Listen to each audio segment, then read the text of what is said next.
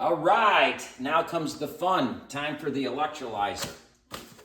So this is the Esperate H2O, which is a dual polarity, high amp dual polarity technology. It's the only one in the world. Nobody else has it because it's patented. Every other system is a single polarity. And we won't go into the differences because you could go on the website and read the differences in the PowerPoints.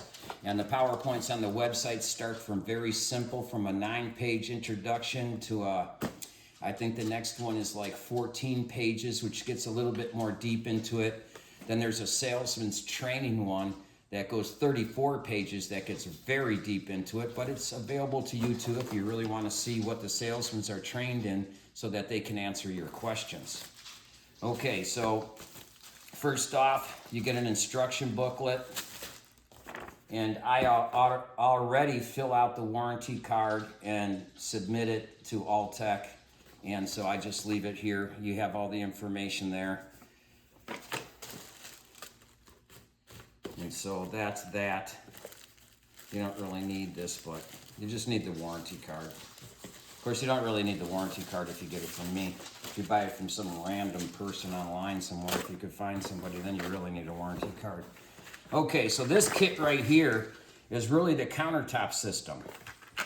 So what you do typically is you take this faucet adapter right here, and with this faucet you can't do it, but with a typical faucet that has, you know, a screw-on aerator, you take the screw-on aerator off and you install this right here. It comes with a bunch of different adapters, and usually there's an adapter there for any sink, and then you just put that on your faucet, and then you hook up this between the faucet and the machine, and then you can run from anywhere, from a hotel room, anywhere where you have a faucet, you can run the unit from. So that's nice too. Some people, you know, they like to take it with them. I have snowbirds that take their units with them up north and leave the rest of the system down here. Usually what happens after they do that for a couple of years, they just buy 2 systems. They do. It's crazy, but it's good. So anyway, so we don't need any of this. This is all just for the countertop system. So we'll just put this all off to the side somewhere.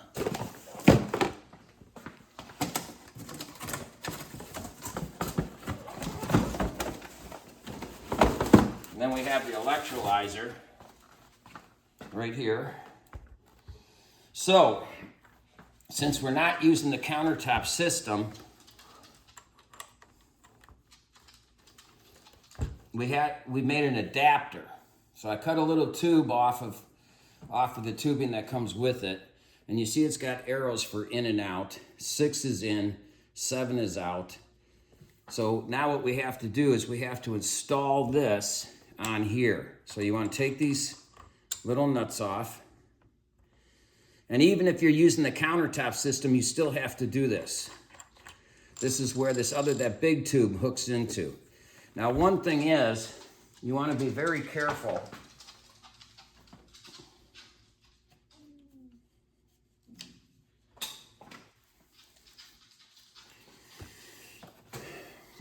You got to slip these nuts first on the tube.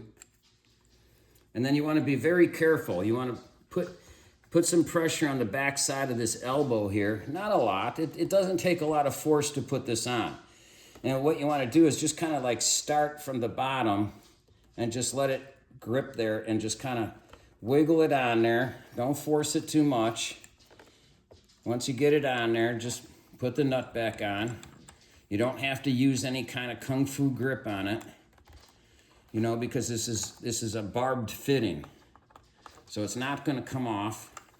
So here again, just it's kind of awkward. Just hold on to it and put it on there. And then tighten the nut.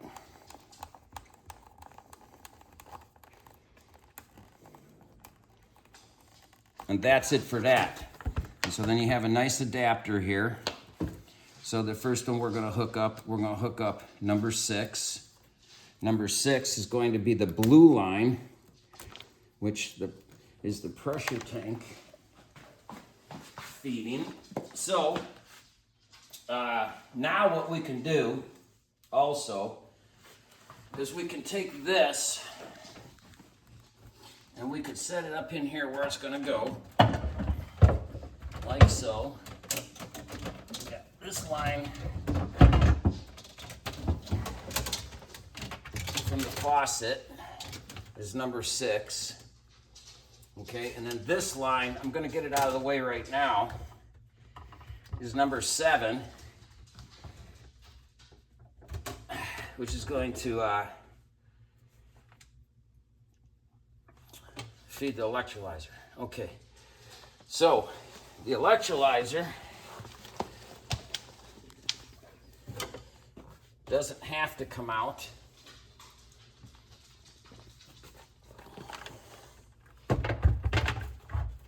We can just sit here wherever. So number 6 here, there's plenty of room. I just gotta get this from not being caught behind anything. There we go. Okay, so number 6 is just gonna go right into here. Okay, and then we're gonna put the lock back on.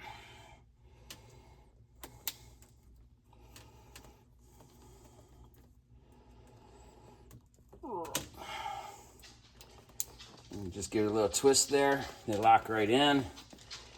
And then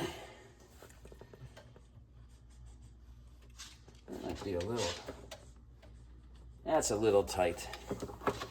Ain't no sense in it being a little tight, just in case you gotta bring that out a little bit. Let me get got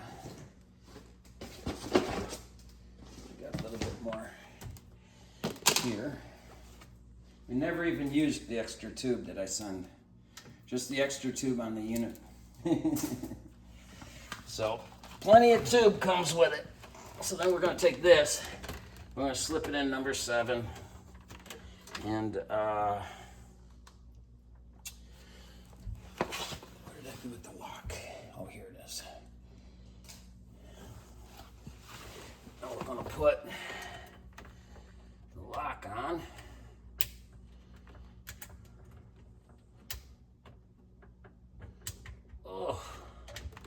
Okay, that's on good.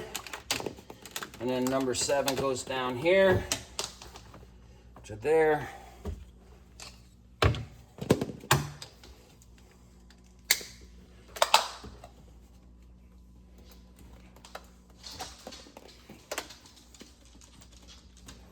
Put it in there.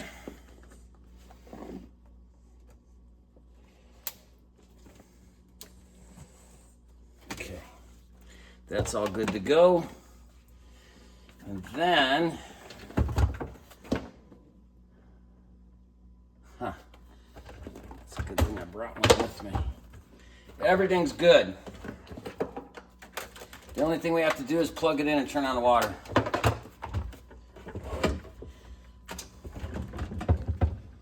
Oh, it would help though, also, I guess, if I set the filters up. So we're almost done.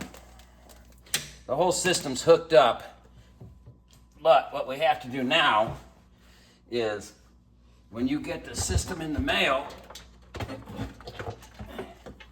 I leave the wrappers on the filters so that you can see what kind of filter is in there. So this is a 5-micron sediment filter, just for the junk that comes through your plumbing line, to keep it out of the 5-micron coconut carbon. These are your 2 pre-filters.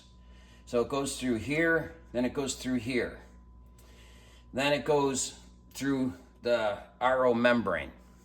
And then from the RO membrane, it goes into the tank. And from the tank, it goes to the mineral filter.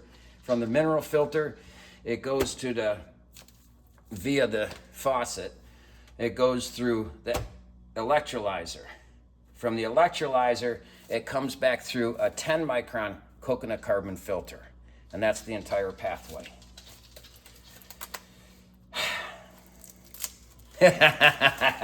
Well, it's a lot.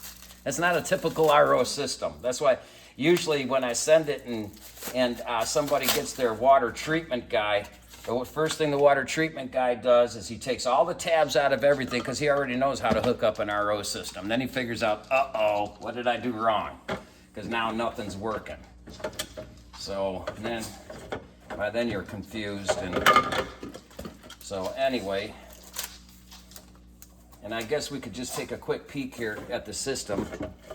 So this is a very high quality system that you won't find hardly anywhere else. Oh. And you should be able to take these on and off by hand because they're all O-ring seals. And I also put a little grease on the O-ring too because they don't come greased. So I make sure that's all part of my prep work. Okay, so you got to take this little piece of paper out. You got to take the wrapper off the filter. But as far as quality goes, you know, good luck finding an under sink RO built like this. Electric solenoid, electric pressure switch, high RPM, you know, 60 PSI pump. You know, you got your transformer here to run everything. All the wiring and everything's all tied up real nice. Big bracket. Usually you just have some kind of little bracket up here, but nice big bracket to hold everything nice and solid. It keeps everything from making a lot of noise. And that's it. I mean, it's really high. We use CSM reverse osmosis, which is the best that you can get for this particular type of unit. So now we're just going to take these wrappers off and throw these back on here. I'm going to give them a good hand turn. There is a wrench. The wrench is really mainly for taking the filters off in case they're a little tight. You shouldn't use the wrench to put the filters on unless for some reason that you can't get them tight enough by hand. Not everybody, you know, can, and then you can just give it just a little cinch with the wrench. But you don't want to torque them down. What happens if you torque down a housing with an O-ring too tight, the O-ring will bunch up. And when the O-ring bunches up, you're going to get a leak. So you just want a nice even seal all the way across. It's a very thick O-ring, as you can see, so it gives a lot of room for seal. You don't have to get it super tight. The biggest problem people have, mistake they make. So if you get it hand tight as you can, that should be more than enough. All right, so now we are done, 100% complete. I don't like that. So I'm going to take that out. I'm going to put it behind here instead. I can give that a little twist.